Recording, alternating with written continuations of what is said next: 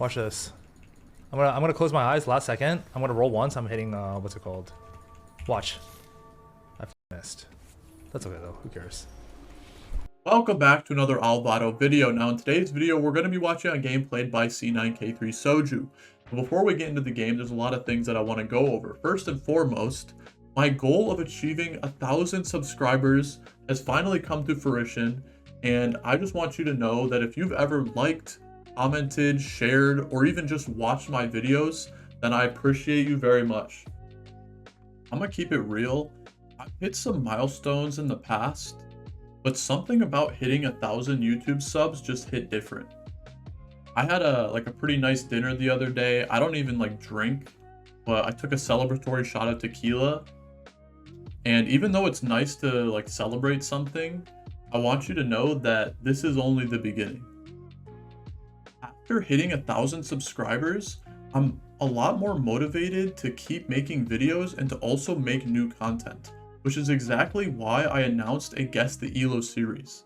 Now, if you don't know what Guess the ELO is, it's basically you play a game, you record your game, you send it in for me to watch, and I try to get as close as possible to guessing what your rank is just by watching your game.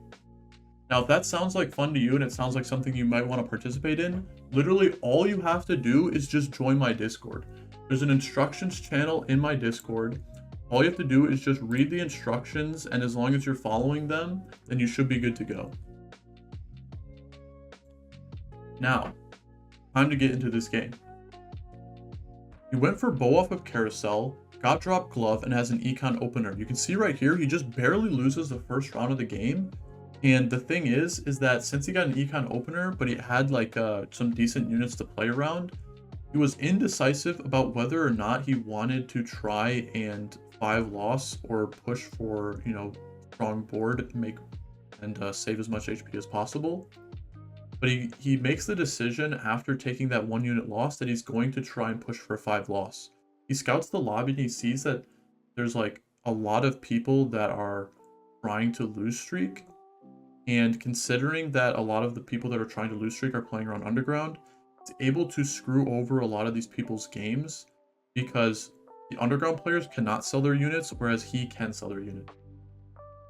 Or he can sell his units. Because you can see here, he's going to try and push to make every econ threshold possible. He's fighting against a Yuumi player that's trying to sack. And he doesn't care about having specific units in. This Yuumi player has a Nasus, or he has a Malphite 2 and a Yuumi 2.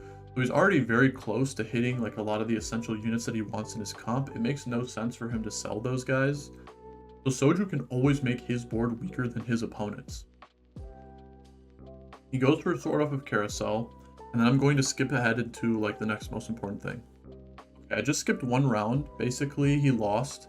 And you can see that the final round, he has a chance of playing this underground player. Now, he scouted them, and he saw that they decided to continue their heist. Now, what that means is that if they want to, further their heist, then they have to have the underground units still on their board. So he knew for a fact that there was no way that they were going to sell any of the units on their board. And then he, fully sacked his board. He frontlined his Draven, backlined his one guy. He made 50 gold, and then he was able to grief not only that player, but the Yuumi player as well through the course of stage 2. And then he's also able to, of course, solidify his 5 loss, and we're going to see exactly how well he can play, from this spot. Now, I hit 1,000 subscribers. But the thing is that I still don't have as many games as Soju plays. And the strong suit of Soju is that he is masterful at playing from the lose streak. I know playing the Soju special is a meme where the whole point is you preemptively level and then proceed to just lose. But he is a very strong player for a reason, and he knows exactly what he's doing, and he's going to be able to convert loss streaks into winning games. He's able to basically get dropped very strong items. He had Last Whisper, and then he went for sword. He got dropped rod, and then chain and cloak. So he's very easily going to choose to make Gunblade in this spot. And then since he's not going to be able to make his second component for a while, he just goes ahead and slams Stoneplate, even though he doesn't think it's like that good of an item. And then we can see his second augment of the game. He made sure to have Sure Shot in. He tailored his board so that if the hero augment did appear on 3-2, he had odds for not only Senna, but also Sivir and Samira. It's really important. You have 4 rerolls. If you have Sure Shot odds in, and you see, either 2 cost, 3 cost, or 4 cost, he's always guaranteeing his ability to see units that he wants to hit. Now, another like a really strong reason why lose streaking is like so good, or like why he's so good at lose streaking, or just like why this strategy is like so powerful, is because one, you get carousel priority. So we can see that like, there's 4 cost units on this carousel. Neither of them were Belvath or Samira, which is what he was looking for. But if that was on the carousel, then it already makes your, the ability to get a really stable, really strong board, like very easy. Now he still gets a 4 cost sword, which isn't bad. But the other huge benefit of loss streaking is that he just won that round, so he's now making the decision to roll, and he's going to try and stabilize. The issue with win streaking is that sometimes your board is strong, but you don't have that much money, and you don't have the ability to choose when you can roll or not, and then you often will like be win streaking, winning, and then you'll lose your streak, and then it's a lot harder to start streaking again. But when you are loss streaking, on stage 3-1 and stage 3-2 and even sometimes stage 3-4, it's okay to continue to lose in those rounds because you're getting so much more money for losing. And then whenever you win a round, then you can choose to like start rolling to try and make your board stronger, and you can see that that's exactly what he did in this spot. Now, he also hit an early set. He doesn't end up winning this round here, but the thing is that he's still taking like pretty decent losses, and he still is following this game plan where if he was able to win that round, then it would put him in like a really good spot. But either way, he most people don't even consider picking upset. I think a lot of people just think he's like a pretty underpowered unit. It's too hard to play around hitting the exact mech units that he needs. But on his roll down, he chose to hold on some sets because he has Stoneplate. Now, Stoneplate is significantly more powerful when you have, a really strong solo frontliner.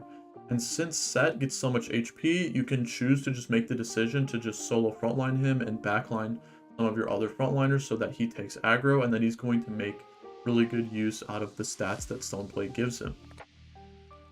Also want to make note that obviously he got Tome. Okay, let's look at this hero augment first.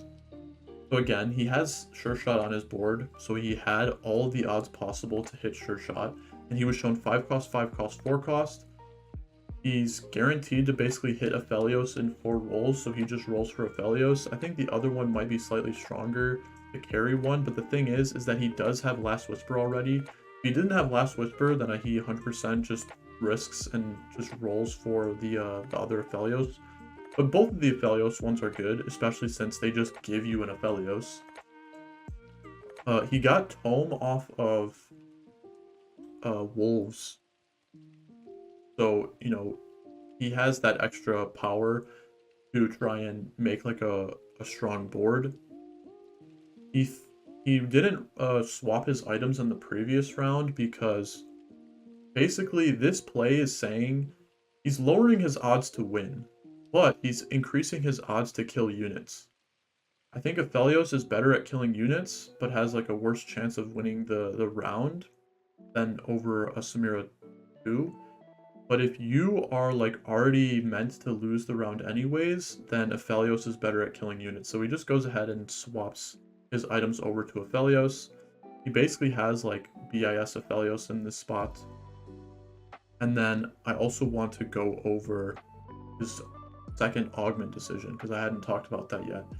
But he went for Exiles for his first augment. It was over like Axiom Arc and then like something else that he didn't like. I think it was Prankster Crest. He's playing around AD. A lot more difficult to play around Prankster Crest, even though it is really strong if you're playing AD. So he went ahead and played. He went ahead and chose to go for Exiles. We can see that he just used the bug where you can pop off items there. If you do not know, when you upgrade a unit, you can put it on the bench and you can pop off items. It is a bug, so you really shouldn't abuse it, but the thing is that he's preparing for Corrupted Cup, and they are allowing the use of it in Corrupted Cup because it would be really hard to enforce like the use of the bug, because the thing is, if you get like an item from a carousel and that makes a unit, then that item will pop off, and there's like no way to like enforce that rule because you're not just gonna not go for a unit off of carousel that you really need. Anyways, his augment combination. Exiles is just really good right now, so we just went for Exiles. It's just like a good, strong augment that you can always depend on. And then in previous videos, I talked about how he doesn't really like going for Ascension because he thinks fights aren't long enough. But Exiles is one of those augments that always like benefits you when you're choosing Ascension. You're always getting that max health shield to ensure that you're making it to the 15-second mark so you can get the damage amp. Now we can see the final items that he's going to be able to make here. He's got Tier Bow, Belt, Chain, and he really just wants to make sure that he has some form of anti-heal. So it's always going to be Sunfire, and then he just goes ahead and makes Shiv. Shiv never that bad of an option because there's always late game, like there's always 5-cost units that benefit from MR Shred. Mordekaiser, Nunu, Urgot. If you're going to be capping your board, Fiddlesticks, like, there's always some capped legendary that is going to be doing magic damage, so having MR Shred is like never that bad. Now he does go ahead and remove the mech because he found a Sejuani 2 and an Echo 2, and he did not find, you know, Jax 2 and Wukong 2. I think a lot of people, if they consider playing around mech, they might get too focused on making sure that they hit the mech units, but he knows to hold on to the more conventional units that you would play around this board, and he's basically saying that he was just planning on playing around the mech frontline in the mid game because that's what he was shown. He was shown a Sejuani, and there's a good chance that he would have like played that earlier, but he was shown a set, and also, like I said, because he had Stone Plate and it was more beneficial to play around mech in the early, like in the mid game, like that's what he hit, so he's going to make sure that he like makes usefulness out of his shops in the mid game. He hit Samira 2. He realistically doesn't have any other unit that he can upgrade on level 8. He's not going to hit. It doesn't make sense to roll down here for Urgot 2 and Aphelios 2. So he's just going to be pushing level 9. Now he wants to replace this set eventually with this Alistar, but he doesn't think that it's he does not think that it is stronger right now, so he's not going to do it. Set 2 without traits obviously is a trash unit, but it's probably better than an Alistar 1. Just based off of like HP alone.